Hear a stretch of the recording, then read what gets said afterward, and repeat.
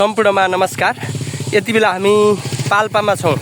तिनाउ गाउँपालिका 5 गौडे पुल पाल्पाको दृश्य हो यो।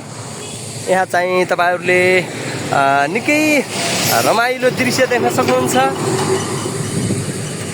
पाल्पामा उत्पादन भएका चीजहरूलाई यहाँ बिक्री गरिन्छ। तरकारीहरूलाई यहाँबाट धेरै महानुभावहरूले तरकारी किनेर लाने गर्नुहुन्छ।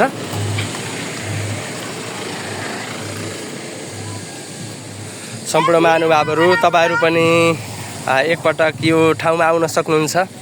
ताजा ताजा तरकारीहरू पाइन्छन् यो ठाउँमा। पाल्पामा उत्पादन भएका चीजहरू यहाँ पाउन सक्नुहुन्छ तपाईले।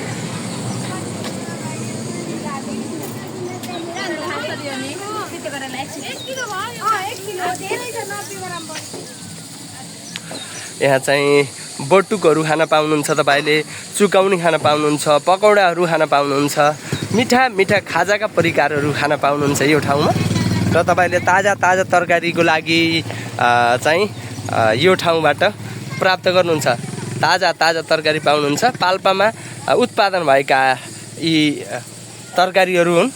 सबै तरकारीहरू पाल्पामा उत्पादन भएका यहाँका लोकल तरकारीहरू हुन्। तपाईहरुले यो दृश्य देखिरहनु भएको छ।